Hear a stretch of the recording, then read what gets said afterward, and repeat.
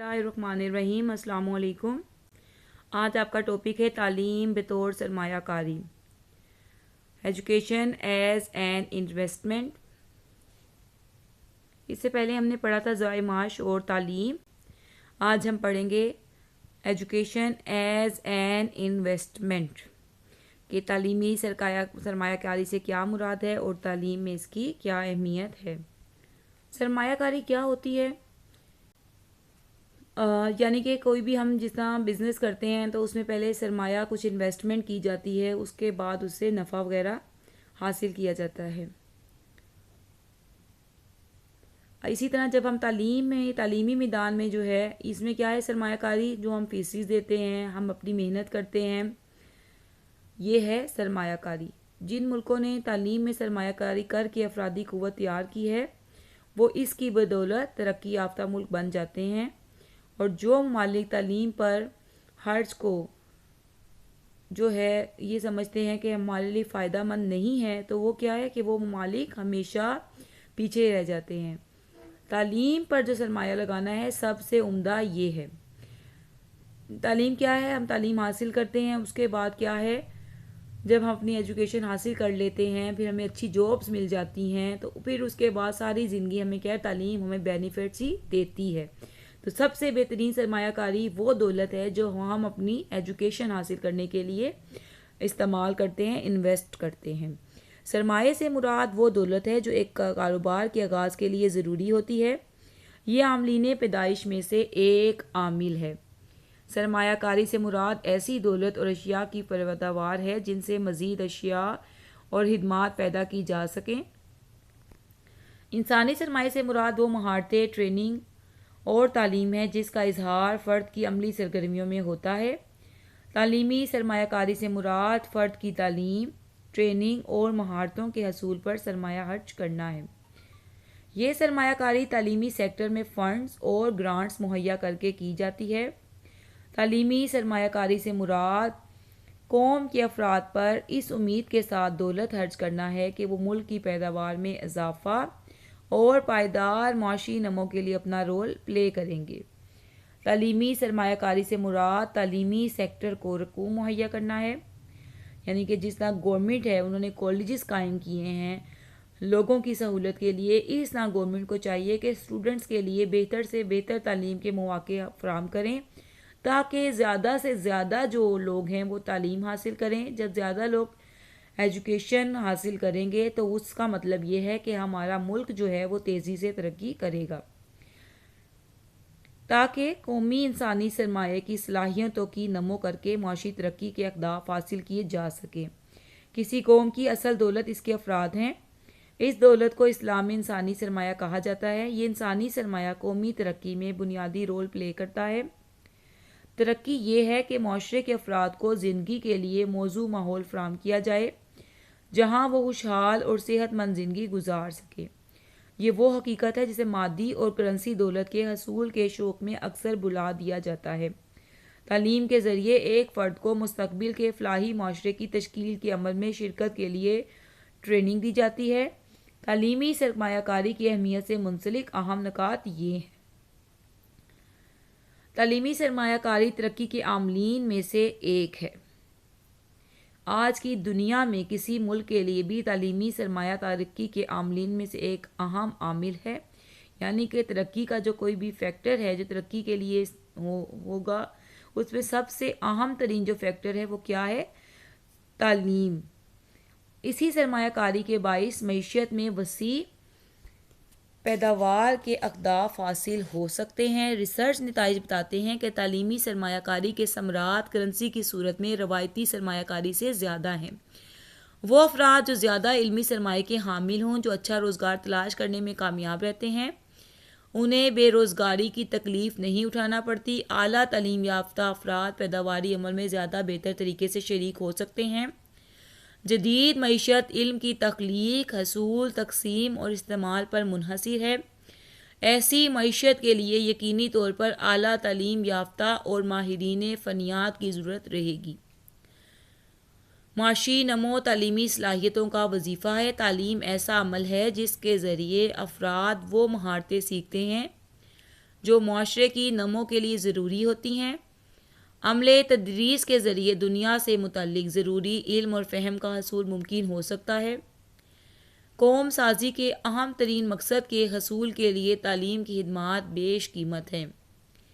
یہ امر طے ہے کہ کوئی ملک اپنے تعلیمی درجے سے زیادہ ترقی نہیں کر سکتا۔ جتنا اس کا تعلیمی لیول اور معیار ہوگا، اس کی ترقی کا لیول اور معیار بھی ویسا ہی ہوگا۔ اس اعتبار سے معاشی ترقی ورکنگ کلاس کی تعلیمی صلاحیتوں کا ایک وظیفہ بن جاتی ہے۔ افراد کی تعلیم دراصل انسانی سرمایہ کی تعلیم ہے۔ سرمایہ سے مراد وہ بنیادی اشیاء ہیں جو کسی کاروبار کا آغاز کرنے کے لیے ضروری ہوتی ہیں۔ روایتی معیشت میں سرمایہ کی اشیاء ہی اصل سرمایہ ہے۔ انسانوں پر سرمایہ کاری انسانی سرمایہ کہلاتا ہے۔ پس تعلیم ایک پروسیس ہے جس کے ذریعے انسانی سرمایہ کی تربیت کی جاتی ہے۔ یہ انسانی سرمایہ پائیدار معاشرے کے قیام کے لیے بطور ایک عامل کام کرتا ہے۔ انسانی سرمایہ کی کوالٹی کا انحصار مہارتوں، ڈگری اور ٹریننگ کی کوالٹی پر ہے۔ انسانی سرمایہ کی تعلیم اور ہنر انفرادی اور اجتماعی زندگی کے تمام پہلوؤں کی ترقی کا باعث ہے۔ انسانی سرمایہ کاری پائیدار ترقی کا باعث ہے۔